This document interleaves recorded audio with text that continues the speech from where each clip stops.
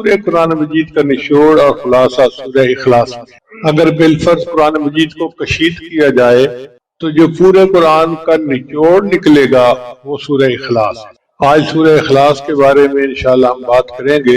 اللہ کی شان دیکھیں کہ آج 23 کی رات بھی ہے اور جمعہ کی رات بھی۔ سورہ اخلاص جلب منفعت سے تعلق رکھتی ہے اور اس کے بعد معوذتین دفع مسرت سے تعلق۔ اب آ جائیے سورت کی طرف۔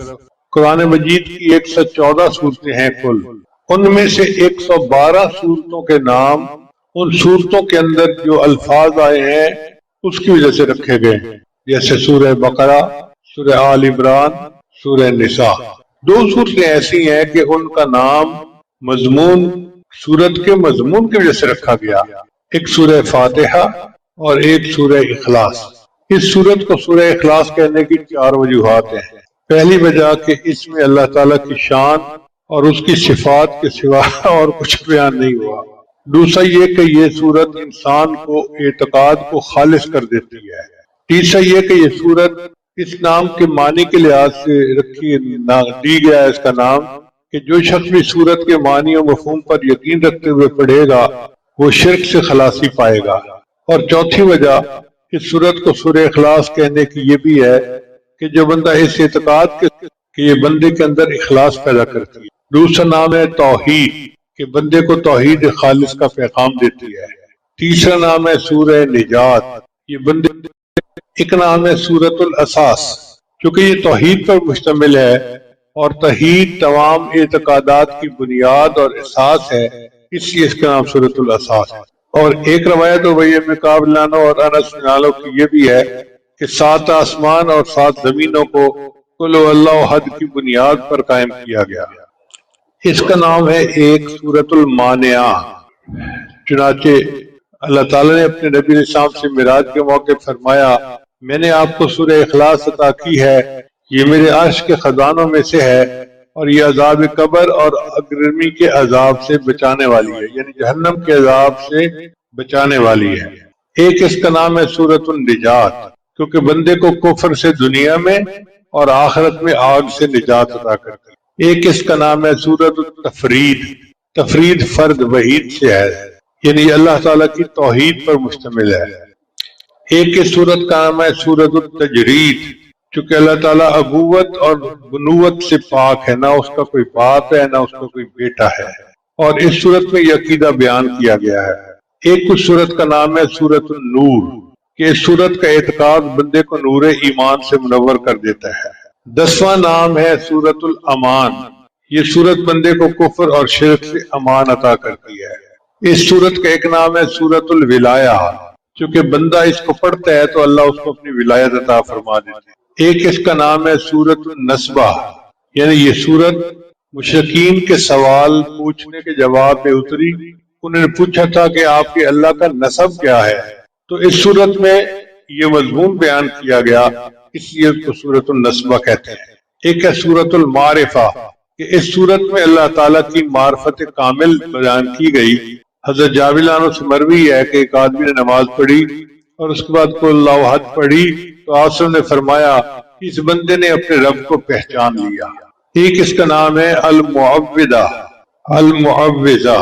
حضرت عثمان میں نبی علیہ السلام تشریف لائے تو انہیں سورہ اخلاص، سورہ فلق اور سورہ ناس کے ساتھ دم کیا۔ آپ ذرا غور سے سنیے کہ عثمان بن مظعون ایک صحابی ہیں، وہ بیمار ہیں اور نبی علیہ السلام تشریف لاتے ہیں اور نبی علیہ السلام ان کو سورت پڑھ کے دم کرتے ہیں، تو ایک پتہ چلا نا کہ یہ دم کرنا ایک شرعی تھی، اس کا شریعت میں ثبوت موجود ہے۔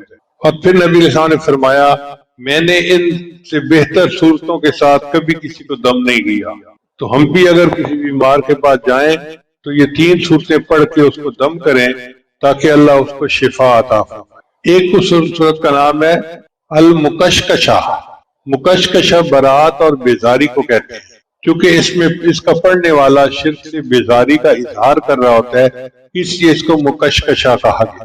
ایک سورت کا نام ہے سورۃ الصمد، اس سورت میں اللہ تعالیٰ کی صمدیت اور شان بے نیازی کا بیان کیا گیا ہے۔ ایک اس سورت کا نام ہے سورۃ المحضر کیونکہ اس سورت کو سننے کے لیے اللہ کے فرشتے حاضر ہو جاتے ہیں۔ ایک سورت کا نام ہے سورت المنفرہ، چونکہ جو بندہ یہ سورت پڑھتا ہے تو شیطان بھاگ جاتا ہے۔ آپ تجربہ کر کے دیکھ لیں، جب کبھی شیطانی خیال ذہن میں آنے لگے اس سورت کی تلاوت کریں، اللہ تعالیٰ شیطان کو بھگا دیں گے اور ذہن پاک اور صاف ہو جائے گا۔ 19واں نام ہے سورت البراءہ۔ حضور وسلم نے اس ایک آدمی کو یہ سورت پڑھتے ہوئے دیکھا تو فرمایا کہ یہ بندہ شرک سے بری ہو گیا۔ اور 20واں نام ہے سورت المذکرہ، چونکہ یہ سورت بندے کو توحید خالص کی یاد دلاتی ہے اس لیے اس کا نام مذکر ہے۔ اب سوچئے کہ اس سورت کے 20 نام ہیں جو نبی علیہ السلام نے بتائے، تو کتنی عظیم سورت ہے جو اللہ تعالیٰ نے عطا کی، اور یہ ہر بندے کو یاد ہوتی ہے، ہر کلمہ گو کو۔ ہم نے دیکھا ہے جتنا جاہل ہو، ان پڑھ ہو، اس کو سورہ اخلاص ضرور یاد ہوتی ہے اور اسی سے وہ نماز پڑھتا ہے۔ اب اس کا نزول کا سبب کیا تھا؟ وہ یہ تھا کہ مشرکین نے نبی علیہ السلام سے سوال کیا کہ اللہ تعالیٰ کا نسب بتائیے، تو اس کے جواب میں اللہ نے یہ سورت عطا فرمائی۔ ایک مرتبہ یہودیوں نے نبی علیہ السلام سے کہا کہ اللہ تعالیٰ نے ساری مخلوق کو پیدا کیا تو اللہ کو کس نے پیدا کیا؟ اس کے جواب میں یہ سورت نازل ہوئی۔ حضرت انس رضی اللہ عنہ کا قول ہے کہ خیبر کے یہودیوں نے خدمت گرامی میں حاضر ہو کر عرض کیا، ابو القاسم، اللہ نے ملائکہ کو نور سے پیدا کیا، آدم علیہ السلام کو لیسدار مٹی سے پیدا کیا، ابلیس کو آگ کے شعلوں سے پیدا کیا، آسمان کو دھوئیں سے اور زمین کو پانی کی جھاگ سے پیدا کیا۔ اپنے رب کے متعلق بتاؤ کہ وہ کس چیز سے پیدا ہوا؟ رسول اللہ صلی اللہ علیہ وسلم نے کوئی جواب نہیں دیا۔ اس پر جبریل السلام یہ سورت لے کر تشریف لائے۔ عامر بن طفیل اور اربت بن ربیعہ نبی اسلام کی خدمت میں آئے۔ عامر نے کہا محمد صلی اللہ علیہ وسلم، تم کس کی طرف ہم کو بلاتے ہو؟ نبی اسلام نے فرمایا اللہ کی طرف۔ عامر نے کہا اپنے رب کی حالت تو بیان کرو، وہ سونے کا بنا ہوا ہے، چاندی کا بنا ہوا ہے، لوہے کا بنا ہوا ہے یا لکڑی کا؟ کیونکہ وہ تو بت پرست تھے نا، تو وہ سمجھتے تھے کہ خدا بھی بتوں میں سے کوئی بت ہے۔ اس کے جواب میں یہ سورت نازل ہوئی۔ بعد میں اربت کے اوپر بجلی گری اور وہ مارا گیا، اور عامر کو طاعون کے ذریعے سے اللہ نے موت دی۔ اب اس سورت کے فضائل ذرا سن لیجئے تاکہ سورت کی تفسیر پڑھنے کا ہمیں لطف آئے۔ یہ سورت 1/3 قرآن کے برابر ہے، 1/3 قرآن کے برابر ہے۔ انس رضی اللہ عنہ سے روایت ہے کہ میں نے رسول اللہ صلی اللہ علیہ وسلم کو یہ فرماتے ہوئے سنا، کیا تم میں سے کوئی رات کو 3 مرتبہ قل هو اللہ احد پڑھنے کی طاقت نہیں رکھتا؟ بے شک یہ سورت 1/3 قرآن کے برابر ہے۔ یعنی 3 مرتبہ جس نے قل هو اللہ احد پڑھ لیا اس نے گویا پورا قرآن مجید پڑھ لیا۔ ابو ریحانہ روایت کرتے ہیں کہ نبی اسلام نے صحابہ کرام کو فرمایا کہ جمع ہو جاؤ، میں تم لوگوں کے سامنے 1/3 قرآن پڑھوں گا۔ چنانچہ جو لوگ جمع ہو سکے وہ جمع ہو گئے۔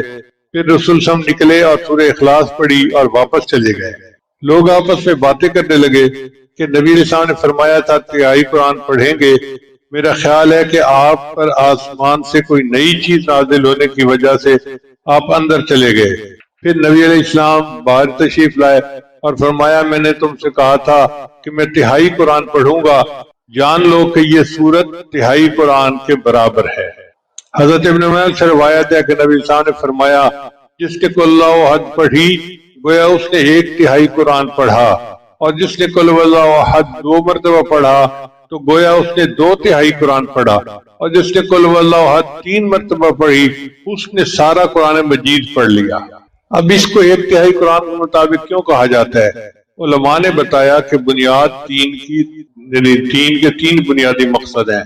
ایک ہے اللہ کی معرفت، دوسرے صراط مستقیم، اور تیسرے آخرت کی معرفت۔ اللہ کی معرفت، صراط مستقیم کی معرفت اور آخرت کی معرفت۔ یہ سورت چونکہ اللہ کی معرفت کے مضمون پر مشتمل ہے اس لیے اس کو ثلث قرآن کہا جاتا ہے۔ پھر دوسری فضیلت یہ ہے کہ یہ سورت ہر شر اور پریشانی۔ عبداللہ ابن خبیب رضی اللہ عنہ فرماتے ہیں یہ بات بتائی تو آپ صلی اللہ علیہ وسلم نے فرمایا، اس سے پوچھا کہ بھئی اس کا سبب کیا ہے کہ تم ہر رکعت میں سورت اخلاص پڑھتے ہو؟ اس نے کہا کہ یہ رحمان کی صفت ہے اور میں پسند کرتا ہوں کہ میں اس کو پڑھوں۔ آپ صلی اللہ علیہ وسلم نے فرمایا اس شخص کو بتا دو کہ اللہ بھی اس سے محبت کرتے ہیں، یعنی جو بندہ سورہ اخلاص سے محبت کرتا ہے اس کے بدلے اللہ اس بندے سے محبت فرماتا ہے۔ یہ سورت جنت میں داخلے کا باعث ہے۔ مسجد قباء میں ایک امام صاحب تھے، وہ ہر رکعت میں کوئی سورت پڑھتے تھے اور پھر پورا سورہ اخلاص پڑھتے تھے۔ لوگوں نے کہا کہ بھائی تم کوئی اور سورت پڑھ لیتے ہو تو سورہ اخلاص پڑھنے کی کیا ضرورت ہے؟ انہوں نے کہا بھائی میں تو پڑھوں گا۔ جب لوگوں نے زیادہ ڈیمانڈ کی کہ ایک سورت پڑھے تو انہوں نے کہا اچھا کسی اور کو امام بنا لو۔ اب ان سے بہتر نیک تقوی والا اور کوئی بندہ تھا نہیں، اور لوگ چاہتے تھے کہ وہی امامت کروائے۔ چنانچہ نبی علیہ السلام کی خدمت میں حاضر ہوئے، اے اللہ کے حبیب صلی اللہ علیہ وسلم ہمارا امام صاحب کے ساتھ یہ امام ہے۔ تو نبی علیہ السلام نے اس کو بلا کر پوچھا کہ بتاؤ بھائی تم ایسا کیوں کرتے ہو؟ اس نے کہا اے اللہ کے حبیب صلی اللہ علیہ وسلم مجھے اس سورت کے مضمون سے بہت محبت ہے اور میں چاہتا ہوں ہر رکعت میں یہ سورت پڑھا کروں۔ نبی صاحب نے فرمایا کہ میں اس سورت سے کہ آپ کو بتاتا ہوں کہ تمہیں اس سورت سے محبت یقیناً تمہیں جنت میں داخل کر دے گی۔ اس سورت سے محبت یقیناً تمہیں جنت میں داخل کر دے گی۔ حضرت معمر سے روایت ہے کہ نبی علیہ السلام ایک شخص کے قریب سے گزرے جو قل هو اللہ احد کی تلاوت کر رہا تھا۔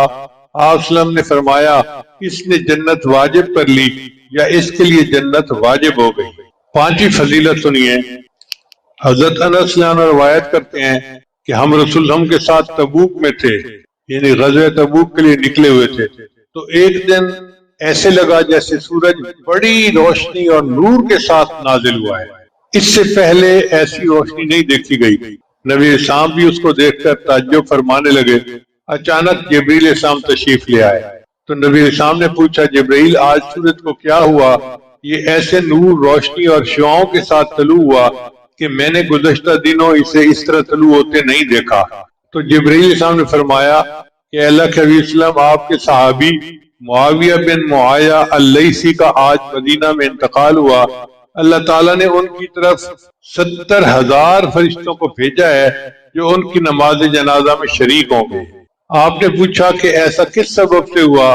انہوں نے کہا اللہ کے حبیب صلی اللہ علیہ وسلم وہ قل هو اللہ احد کثرت سے پڑھتے تھے، کھڑے ہوئے، بیٹھے ہوئے، چلتے ہوئے، دن میں اور رات کے اوقات میں پڑھتے تھے۔ اس عمل کی وجہ سے 70,000 فرشتے ان کے جنازے میں شرکت کے لیے نازل ہیں۔ پھر جو بندہ سورہ اخلاص کے ساتھ محبت کرے گا وہ جنت کے جس دروازے سے چاہے گا داخل ہوگا۔ جابر بن عبداللہ سے روایت ہے کہ نبی السلام نے فرمایا 3 چیزیں ایسی ہیں جو شخص مومن ہونے کی حالت میں انہیں لائے گا تو جنت کے جس دروازے سے چاہے گا داخل ہوگا، اور حور عین میں سے جتنی سے چاہے گا اسے بطور بیوی کے مل جائے گی۔ پہلی بات، جس نے مخفی طریقے سے کسی کا قرض ادا کر دیا، کوئی مقروض تھا اور اس نے چپکے سے اس کا قرض اس کے سر سے بوجھ اتار دیا، قرض ادا کر دیا۔ دوسرا، جس نے قاتل کو معاف کر دیا، اور تیسرا، جس نے ہر فرض نماز کے بعد 10 مرتبہ سورہ اخلاص پڑھی۔ ابو بکر نے عرض کیا کہ اگر ایک مرتبہ پڑھے، آپ نے فرمایا اگر ایک مرتبہ بھی پڑھے گا تو اس کو بھی یہ اجر ملے گا۔ اب ہر نماز کے بعد ایک مرتبہ سورہ اخلاص پڑھنا کون سا مشکل کام ہے؟ جابر بن عبداللہ سے روایت ہے کہ نبی صاحب نے فرمایا جس شخص نے قل هو احد ہر دن 50 مرتبہ پڑھا تو قیامت کے دن اس کو قبر سے اس طرح اٹھایا جائے گا کہ اللہ فرمائیں گے اے اللہ کی تعریف کرنے والے اٹھ جا اور جنت میں داخل ہو جا، یعنی پروٹوکول کے ساتھ اس کو بلایا جائے گا، اے اللہ کی تعریف کرنے والے اٹھ جا اور جنت میں داخل ہو جا۔ پھر فقر اور تنگ دستی کو یہ صورت دور کر دیتی ہے۔ حضرت جریر بن عبداللہ سے روایت ہے کہ نبی صاحب نے فرمایا جس نے قل هو اللہ احد پڑھی تو اس کے گھر والوں اور پڑوسیوں سے فقر و افلاس کو اللہ تعالیٰ دور کر دیتے ہیں۔ آج جس بندے کو دیکھو وہ غربت کا اور افلاس کا رونا رو رہا ہے، اور قرآن عظیم الشان میں اللہ نے دیکھو کیا کیا ہمیں نعمت عطا موتی عطا کر دیے کہ جو شخص روزانہ سورہ اخلاص پڑھے گا اللہ اس سے، اس کے گھر والوں سے اور اس کے پڑوسیوں سے بھی اللہ تعالیٰ فقر اور تنگ دستی کو دور کر دے گا۔ نبی صاحب نے فرمایا کہ جس نے 10 مرتبہ سورہ اخلاص پڑھی اس کے بدلے اس کے لیے جنت میں ایک محل بنا دیا جائے۔ جو بندہ چاہتا ہے کہ جنت میں میرا محل ہو تو 10 مرتبہ سورہ اخلاص پڑھ لے۔ آج یہ تو دل کرتا ہے کہ ڈیفنس میں میرا محل ہو، میرا فلاں جگہ محل ہو، میرا فلاں جگہ محل ہو۔ بھئی جنت کا محل تو بہت اعلیٰ ہے، 10 مرتبہ پڑھنے پر وہ مل جاتا ہے، اور جس نے 20 مرتبہ پڑھا اس کے بدلے اس کے لیے جنت میں 2 محل بنا دیے جائیں، اور جس نے 30 مرتبہ پڑھا اس کے بدلے اس کے لیے جنت میں 3 محل بنا دیے جائیں گے۔ حضرت عمر لانو نے عرض کیا ہے اللہ کے حبیب اسلام پھر تو ہم اپنے محلوں کی تعداد میں ضرور اضافہ کریں گے۔ نبی اسلام نے فرمایا تم جتنا بھی اضافہ کر لو اللہ کے خزانے اس سے بھی زیادہ وسیع ہیں۔ ایک روایت میں آتا ہے کہ نبی اسلام نے فرمایا جس نے قل هو اللہ احد صبح کی نماز کے بعد 12 دفعہ پڑھی اس نے 4 مرتبہ قرآن مجید پڑھ لیا اور وہ اس نے روئے زمین کا سب سے افضل بندہ ہوگا بشرطے کہ وہ تقوی اختیار کرے۔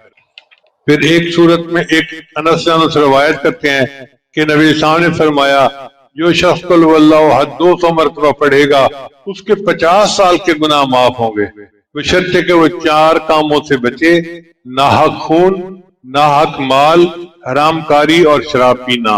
ان سے اگر بچے گا تو اللہ اس کے 50 سال کے گناہوں کو معاف کر دیں گے۔ اس کا مطلب یہ ہے کہ 200 مرتبہ پڑھنے سے اللہ تعالیٰ پوری زندگی کے گناہ معاف کر دیتے ہیں۔ اب ذرا ان فضائل کو ترتیب کے ساتھ سنیے اور غور کیجئے کہ کتنی عظیم صورت ہے۔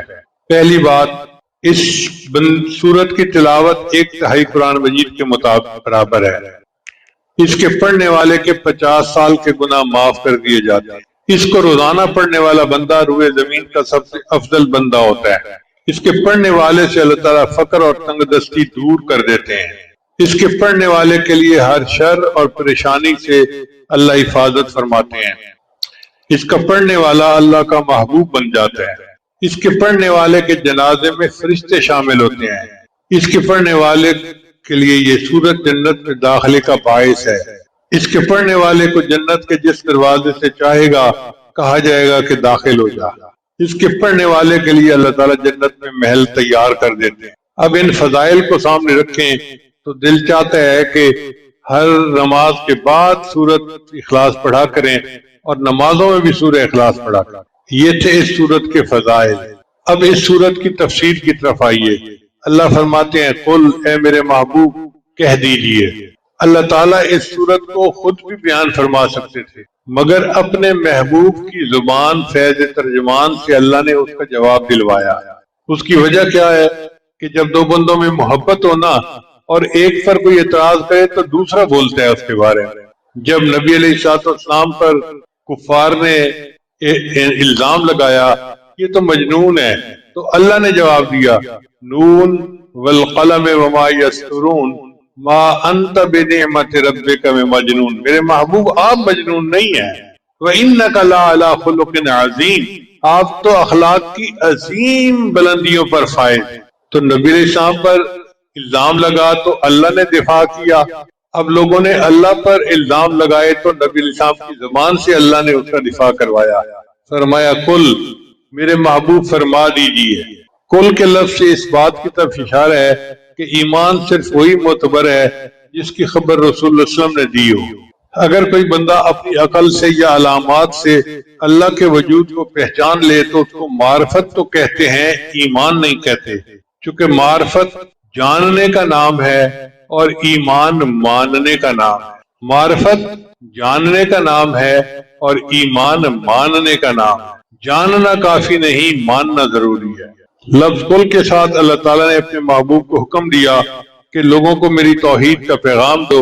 حضرات انبیاء کرام کا اولین پیغام اللہ کی توحید کو بیان کرنا تھا، چونکہ یہ تمام اعتقادات کی بنیاد ہے۔ اس لیے نبی علیہ السلام نے اپنی قوم کو سب سے پہلا خطبہ جو دیا اس میں فرمایا ایھا الناس قولوا لا الہ الا اللہ تفلحون۔ اب آگے فرمایا قل هو اللہ احد۔ ہم اس کا ترجمہ کرتے ہیں اللہ ایک ہے، یہ ترجمہ کامل نہیں ہے۔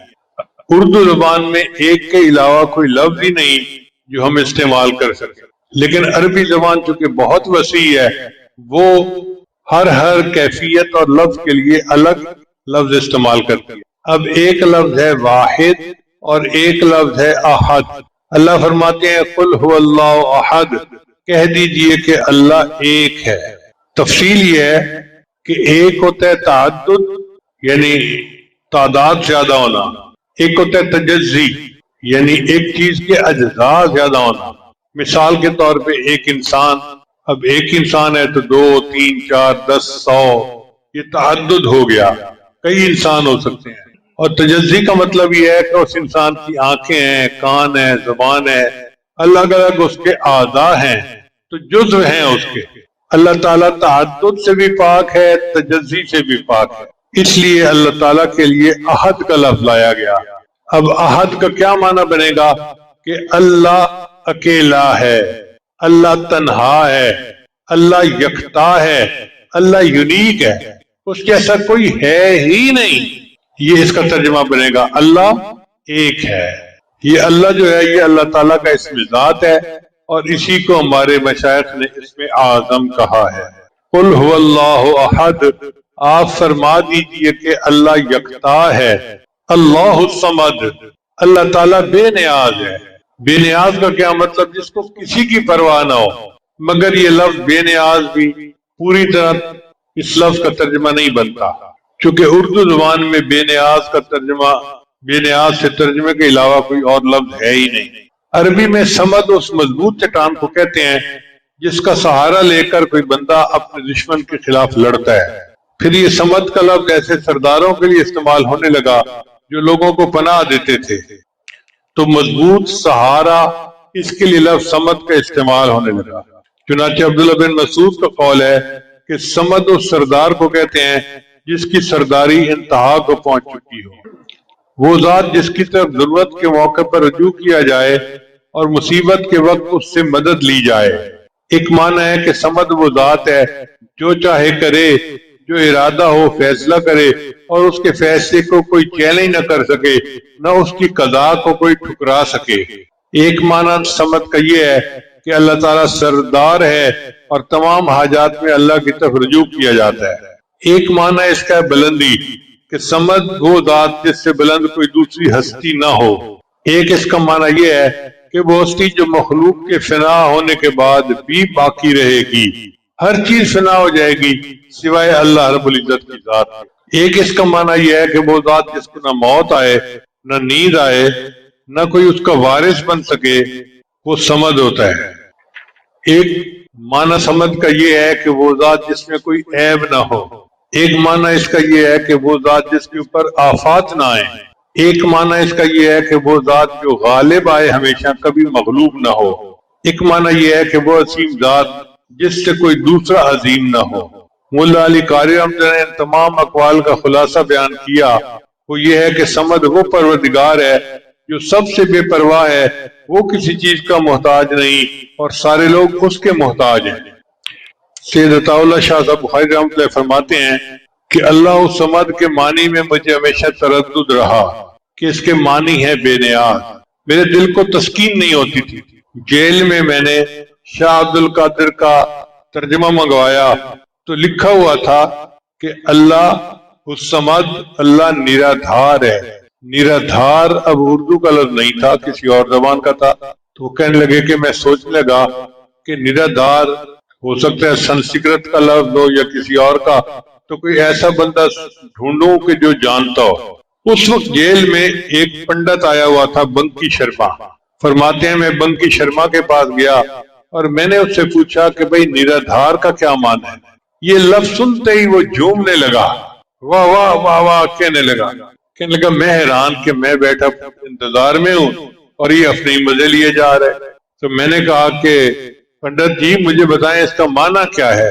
اس نے کہا کہ یہ سنسکرت زبان کا لفظ ہے اور اس کا معنی یہ ہے کہ وہ ذات کہ جس کے بن کسی کا کام بنے نہیں اور جس کا کام کسی کے بن اڑے نہیں۔ وہ ذات کہ جس کا کام کسی کے بغیر اڑے نہیں اور جس کے بغیر کسی کا کام بنے نہیں۔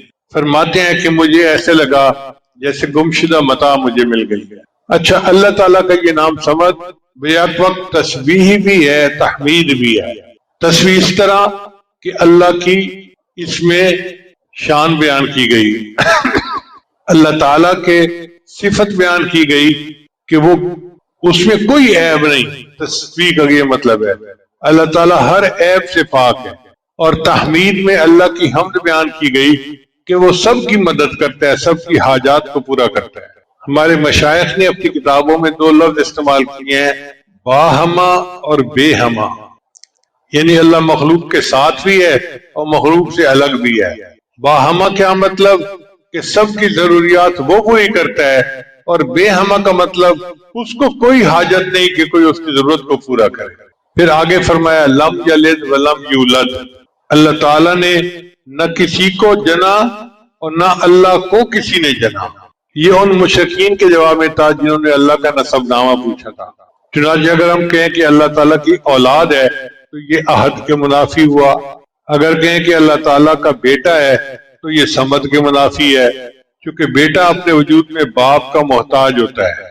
ولم یکن لہ کفوا احد، اور نہیں ہے اس کا کوئی ہمسر۔ کفر کی تفسیر میں مفسرین نے کہا کہ اس کا مثل کوئی نہیں، اس کا برابر کوئی نہیں، یعنی اللہ تعالیٰ جیسا یا اللہ تعالیٰ کے برابر یا اللہ کا مثل کوئی نہیں۔ اللہ فرماتے ہیں لیسا کمثلہ شیء، کوئی اس کے مثل نہیں ہے۔ اور بعضوں نے کہا کہ کفر سے مراد بیوی ہے، کہ اللہ تعالیٰ کی کوئی بیوی نہیں ہے۔ اس صورت میں 4 آیات ہیں اور ہر آیت نے اللہ کے کمالات کو ثابت کیا ہے۔ پہلی آیت نے وحدانیت کو ثابت کیا اور تعدد کی نفی کر دی، قل هو اللہ احد۔ دوسری آیت نے کمال کو ثابت کیا اور عجز کی نفی کر دی، اللہ الصمد۔ تیسری آیت نے دوام اور بقا کو ثابت کیا اور فنا کی نفی کر دی، لم یلد ولم یولد۔ چوتھی آیت نے عظمت و کبریائی کو ثابت کیا اور مثل کی نفی کر دی، ولم یکن لہ کفوا احد۔ چنانچہ اس صورت نے تمام شرک و کفر کی جڑوں کو کاٹ کے رکھ دیا۔ اس صورت نے تمام شرک اور کفر کی جڑوں کو کاٹ کے رکھ دیا۔ آپ ذرا غور کیجئے، کبھی عدد میں شرک ہوتا ہے، لفظ احد کے ساتھ اس کی نفی کر دی گئی، کبھی مرتبہ و منصب میں شرک ہوتا ہے تو لفظ صمد نے اس کی نفی کر دی، کبھی حسب و نسب میں شرک ہوتا ہے تو لم یلد ولم یولد کے ساتھ نفی کر دی، کبھی کام اور اختیار میں ہوتا ہے تو ولم یکن لہ کفوا نے اس کی نفی کر دی۔ اب ذرا غور کیجئے، اس دنیا میں 6 طرح کے عقائد رکھنے والے لوگ پائے جاتے ہیں۔ پہلے ہوتے ہیں دہریہ، وہ کہتے ہیں جی اللہ تعالیٰ کی ذات کا انکار کرتے ہیں، عقیدہ یہ ہے کہ کائنات خود بخود وجود میں آ چکی، قل هو اللہ احد کے ساتھ اللہ کے وجود کو ثابت کیا اور ان کی تردید ہوگی۔ اس لیے اللہ تعالیٰ کو واجب الوجود کہتے ہیں کہ اللہ تعالیٰ ہی اصل وجود رکھتے ہیں، باقی ہر چیز کو وجود اللہ کی وجہ سے ہے۔ فارسی زبان کا لفظ ہے خدا، خدا کا معنی خود آ، یعنی جو خود بنا، اس کو کسی نے بنایا نہیں ہے۔ تو اللہ تعالیٰ نے کائنات کو پیدا کیا اور اس کائنات کو وہی چلا رہے ہیں۔ دوسرا عقیدہ ہے فلاسفہ کا، ان کا عقیدہ یہ ہے کہ بنانے والا کائنات کا کوئی ہے لیکن اس کی کوئی صفت نہیں، مادے سے پیدا ہوا۔ جیسے آج کل بھی بہت سارے دہریے یہی یقین رکھتے ہیں کہ بس مادے سے کائنات پیدا ہوئی، اب مادے کے اندر تو کوئی صفت نہیں ہے، تو اس صورت نے اس کی بھی نفی کر دی، چنانچہ اللہ تعالیٰ کی صفات بیان کی۔ تیسرا مشرکین اور ہندوؤں کا عقیدہ، مشرکین اور ہندوؤں کا عقیدہ یہ تھا کہ اس کائنات میں بہت سارے خدا ہیں جو نظام کو چلا رہے ہیں۔ لفظ احد نے ان سب کی نفی کر دی کہ نہیں، بہت سارے خدا نہیں، خدا صرف ایک ہے، اکیلا ہے، یکتا ہے۔ پھر یہود و نصارہ کا عقیدہ یہ تھا کہ اللہ تعالیٰ کے بیوی بچے ہیں۔ یہودیوں نے عزیر علیہ السلام کو اللہ کا بیٹا بنا لیا، عیسائیوں نے بیوی مریم کو اللہ کی بیوی بنایا، عیسیٰ علیہ السلام کو اللہ کا بیٹا بنایا۔ مشرکین فرشتوں کو اللہ کی بیٹیاں کہا کرتے تھے، تو اس صورت نے ان سب کی تردید کر دی۔ پھر پانچواں ہے مجوس کا عقیدہ۔ مجوس کا عقیدہ یہ ہوتا ہے کہ خیر کا جو ہے نا خالق الگ ہے اور شر کا خالق الگ ہے۔ وہ کہتے ہیں کہ ایک خدا ہے یزدان، وہ خیر کا خدا ہے، اور ایک خدا ہے اہرمن، وہ شر کا خدا ہے، اور ان دونوں کے درمیان کھینچتانی ہر وقت ہوتی رہتی ہے، کبھی خیر غالب آتی ہے، کبھی شر غالب آ جاتا ہے۔ اس صورت نے ان کے بھی عقیدے کا رد کر دیا اور فرمایا کہ نہیں، وَلَمْ يَكُنْ لَهُ كُفُوًا أَحَدٌ، اللہ ایک ہے، اس جیسا کوئی دوسرا ہے ہی نہیں۔ تو اس سے پتہ چلتا ہے کہ اس صورت نے دنیا کے تمام بدعقیدہ لوگوں کے اعتقادات کی نفی کر اس کی جامعیت کا اندازہ لگایا۔ اب میں اس صورت کے مضمون کو سمجھنے کے لیے ذرا اپنے الفاظ میں بیان کرتا ہوں۔ الفاظ ہیں مشائخ صوفیاء کے، مگر اپنا مطلب سمجھنے کے لیے میں ان کو استعمال کروں گا۔ وہ کیسے کہ پہلی آیت ہے قل هو اللہ احد، آپ کو یہ سمری یاد ہو جائے گی جلدی۔ قل هو اللہ احد یہ ہے توحید وجودی، اللہ تعالیٰ واجب الوجود ہیں اور اللہ کے علاوہ کوئی اور خدا نہیں۔ اس کو کیا کہتے ہیں؟ توحید وجودی۔ مشائخ صوفیاء کی تشریح نہیں، یہ میں الفاظ ان کے استعمال کر رہا ہوں اپنے مضمون کو آسان بنانے کے لیے، سمجھانے کے لیے۔ تو قل هو اللہ احد میں توحید وجودی کا تذکرہ، پھر اللہ الصمد اللہ بے نیاز ہے، اس کو کہتے ہیں توحید شہودی، مشاہدے سے ہے۔ اب آپ بتائیے کیا آپ کا مشاہدہ ہے کہ اللہ سب کی حاجات کو پورا کرتا ہے؟ کوئی بندہ ایسا ہے جو کہے کہ میری حاجات اللہ پوری نہیں کرتا؟ اللہ کو ہماری ضرورت ہے اور ہمیں اللہ کی ضرورت ہے نا، تو اس نے گویا مشاہدے میں یہ بات لے آئی کہ اللہ ایک ہی ہے۔ تو قل هو اللہ احد یہ توحید وجودی ہے، اللہ الصمد یہ توحید شہودی ہے۔ پھر لم یلد ولم یولد اس کو کہتے ہیں توحید ذاتی، نہ اللہ نے کسی کو جنا نہ کسی نے اللہ کو جنا، یہ مضمون کیا کہلاتا ہے؟ توحید ذاتی۔ ولم یکن لہ کفوا احد یہ ہے توحید صفاتی۔ اب چار نام یاد کر لیں، آپ کو پوری صورت کا خلاصہ فوراً ذہن میں آ جائے گا۔ توحید وجودی، توحید شہودی، توحید ذاتی، توحید صفاتی، چار صورتوں نے پوری تعلیمات کو اپنے اندر بند کر لیا۔ سورہ اخلاص سے ہمیں یہ سبق حاصل ہوتا ہے کہ ہم اللہ تعالیٰ کو ایک مانے، اللہ کے ساتھ کسی کو شریک نہ ٹھہرائیں۔ ہمارے معاشرے میں بہت جلدی لوگ جو ہے نا وہ دوسروں کی طرف دھیان کر لیتے ہیں، ضعیف الاعتقاد ہے نا، چنانچہ اپنی حاجات اللہ کے علاوہ اولیاء سے مانگتے ہیں، قبروں سے مانگتے ہیں، پتہ نہیں کیا کیا کرتے ہیں۔ میرا اپنا مشاہدہ ہے کہ ایک مرتبہ ایک بندہ ملتزم سے لپٹ کے دعائیں مانگ رہا تھا، تو میں بھی انتظار میں تھا کہ مجھے ملتزم پہ جگہ ملے۔ اب جب وہ ملتزم سے وہ ہٹا تو اس نے وہی کھڑے کھڑے فون کیا اور اپنی بیوی کو کہنے لگا کہ دیکھو دعائیں تو میں بھی کر رہا ہوں، لیکن تم اتنا کچھ لے کے داتا دربار چلی جاؤ، وہاں دعا کرو اللہ میرا اقامے کا کام کروا دے۔ بیت اللہ کے پاس کھڑا ہے اور وہاں سے بیوی کو کہہ رہا ہے کہ داتا دربار جا کے یہ چیز دو اور یہ دعا مانگو کہ اللہ ہمارا کام کر دے۔ تو ضعیف الاعتقادی کا یہ حال ہے۔ واللہ یقبض و یبسط و الیہ ترجعون، اللہ تعالیٰ ہی تنگی پیدا کرتا ہے، وہی وسعت پیدا کرتا ہے۔ کہہ دیتے ہیں جی کسی نے کاروبار باندھا ہوا ہے، بہت سارے لوگ میرے پاس آتے ہیں کسی نے ہماری بیٹی کا رشتہ باندھ دیا ہے، بھئی کوئی نہیں باندھ سکتا، اللہ کی منشا ہے جو ہوگا، اللہ کے علاوہ کوئی باندھنے والا اور کھولنے والا نہیں ہے۔ اس لیے ہمیں چاہیے کہ ہم ایک اللہ کے در پر چکیں۔ آپ ذرا غور کیجئے گا، علمی نکتہ ہے کہ اللہ تعالیٰ نے بعض جانوروں کو ہاتھ نہیں دیے، گائے، بھینس، بکری، گھوڑا، اونٹ کسی کے ہاتھ نہیں ہے، وہ کھانے کے لیے اپنا سر نیچے جھکاتے ہیں اور پھر چارہ کھاتے ہیں۔ انسان کو اللہ نے ایسے نہیں بنایا، اللہ نے ہاتھ دیے ہیں۔ میرے بندے تیرا سر میرے سامنے جھکنے کے لیے ہے، میں نہیں چاہتا کہ یہ کھانے کے لیے نیچے جھکے، کھانا تیرے منہ تک میں پہنچا دوں گا۔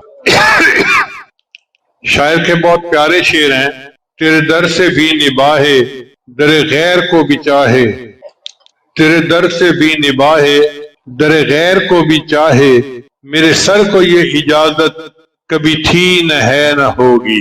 تیرے در سے بھی نباہے در غیر کو بھی چاہے، میرے سر کو یہ اجازت کبھی تھی نہ ہے نہ ہوگی۔ تیرا نام تک بھلا دوں، تیری یاد تک مٹا دوں، مجھے اس طرح کی جرت کبھی تھی نہ ہے نہ ہوگی۔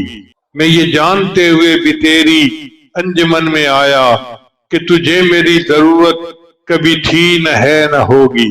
تو اگر نظر ملائے میرا دم نکل ہی جائے، تجھے دیکھنے کی ہمت کبھی تھی نہ ہے نہ ہوگی۔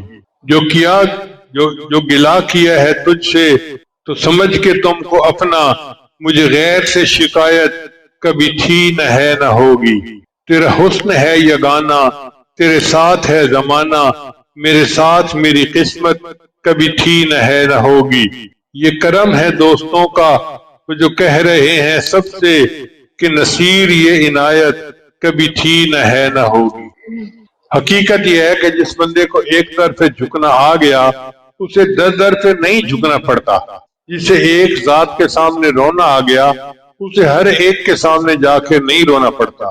علامہ اقبال نے کیا خوبصورت شعر کہا ہے، وہ ایک سجدہ جسے تو گراں سمجھتا ہے، ہزار سجدوں سے دیتا ہے آدمی کو نجات۔ ایک اللہ کے سامنے سجدہ کر لو، ہزار سجدوں سے نجات مل جائے گی۔ اس کے بالمقابل جو لوگ اللہ کو چھوڑ کر مخلوق سے امیدیں لگاتے ہیں ان کو ذلت اور رسوائی کے سوا کچھ بھی نہیں ملتا۔ اللہ فرماتے ہیں وَمَن يُشْرِكْ بِاللَّهِ فَكَأَنَّمَا خَرَّ مِنَ السَّمَاءِ فَتَخْطَفُهُ الطَّيْرُ أَوْ تَهْوِي بِهِ الرِّيحُ مِن مَّكَانٍ سَحِيقٍ۔ جو شخص اللہ کے ساتھ کسی کو شریک ٹھہرائے تو گویا وہ آسمان سے گر پڑا، پھر یا تو پرندے اسے اچک لے جائیں یا ہوا اسے کہیں دور دراز کی جگہ پر لا پھینکے۔ سر ایک ہے اور ایک ہی کے سامنے جھکانے کے لیے اللہ نے عطا کیا ہے۔ سر ایک ہے اور ایک ہی کے سامنے جھکانے کے لیے اللہ نے دیا ہے۔ سر جس پہ نہ جھک جائے اسے در نہیں کہتے، سر جس پہ نہ جھک جائے اسے در نہیں کہتے، در در پہ جو جھک جائے اسے سر نہیں کہتے۔ نبی علیہ السلام نے عبداللہ ابن عباس کو ایک نصیحت فرمائی جو توحید کے مضمون پہ مشتمل ہے۔ عن ابن عباس عنہ قال كنت خلف رسول اللہ صلی اللہ علیہ وسلم۔ ابن عباس کہتے ہیں کہ میں سواری پہ نبی صاحب کے پیچھے سوار تھا۔ فقال، نبی صاحب نے فرمایا یا غلام، اے لڑکے، انی اعلمک کلمات، میں تمہیں چند باتیں سکھاتا ہوں۔ احفظ اللہ یحفظک، تو اللہ کی حفاظت کر اللہ تجھے محفوظ رکھے گا۔ تو اللہ کو یاد رکھ اللہ تجھے محفوظ رکھے گا۔ احفظ اللہ تجدہ تجاہک، تو اللہ کو یاد کر اللہ کو اپنے سامنے پائے گا۔ اذا سألت فاسأل اللہ، اگر تو مانگے تو تجھے اللہ سے مانگنا چاہیے۔ وَإِذَا اسْتَعَنْتَ فَاسْتَعِنْ بِاللَّهِ، اور اگر مدد چاہے تو اللہ سے مدد مانگ۔ وَاعْلَمْ، جان لے اس بات کو، ان الامت لو اجتمعت علی ان ينفعوک بشیء لم ينفعوک الا بشیء قد کتبہ اللہ لک، اگر ساری امت جمع ہو جائے تمہیں نفع پہنچانے کے لیے تو وہ نہیں نفع پہنچا سکتے مگر اتنا جتنا اللہ نے لکھ دیا ہے، اور اگر ساری امت جمع ہو جائے تمہیں نقصان پہنچانے کے لیے تو وہ نہیں نقصان پہنچا سکتے مگر اتنا جتنا اللہ نے لکھ دیا ہے۔ رفعت الاقلام وجفت الصحف، قلم اٹھا لیے گئے اور صحیفے خشک ہو گئے، یعنی اللہ نے تقدیر لکھ دی ہے، جو لکھ دیا ہے وہ ہو کے رہنا ہے، اب کسی اور کی طرف جانے کی ضرورت نہیں ہے۔ سورہ اخلاص کے خواص کیا ہیں؟ امام جعفر صادق رحمۃ اللہ فرماتے ہیں کہ خواب میں سورہ اخلاص پڑھنے کی تعبیر یہ ہے کہ وہ شخص دونوں جہانوں کی مراد پائے گا۔ بعض رات نے فرمایا کہ خواب میں سورہ اخلاص پڑھنا احکام الہیہ کی پیروی کی دلیل ہے۔ بعض مشائخ نے لکھا ہے کہ روزانہ 313 مرتبہ سورہ اخلاص پڑھنے سے اللہ تعالیٰ فقر اور تنگ دستی کو دور کر دیتا ہے۔ اب جو لوگ کاروبار کی پریشانی، قرضوں کی پریشانی، غربت اور یہ پریشانیاں رکھتے ہیں، 313 مرتبہ سورہ اخلاص پڑھ لیں، اللہ تعالیٰ فقر اور پریشانی کو دور کر دیں۔ اگر کوئی بندہ بے گناہ جیل میں ہے تو 1000 مرتبہ یہ سورت پڑھ لے، اللہ تعالیٰ رہائی عطا فرمائے۔ بہت سارے لوگ مجھے خط لکھتے ہیں میرا بھائی جیل میں ہے، میرا رشتہ دار جیل میں ہے، فلاں جیل میں ہے، تو بھائی یہ وظیفہ جو نبی علیہ السلام نے بتایا سن لیجئے کہ 1000 مرتبہ سورہ قل واللہ احد پڑھ لیجئے، اللہ تعالیٰ جیل سے رہائی عطا فرمائے۔ اب جو بندہ اپنے خیالات سے پریشان ہو کہ میرے دل کی حالت اچھی نہیں اور وہ چاہے کہ میرا دل ٹھیک ہو جائے، وہ روزانہ ہر نماز کے بعد اس سورت کی پابندی سے تلاوت کرے، اللہ تعالیٰ اس کو دل کو ہدایت عطا فرمائے۔ اب اس کا ترجمہ آخر پہ پھر سن لیجیے۔ قل واللہ احد، آپ کہہ دیجئے کہ اللہ یکتا ہے، اللہ الصمد، اللہ تعالیٰ بے نیاز ہے، لم یلد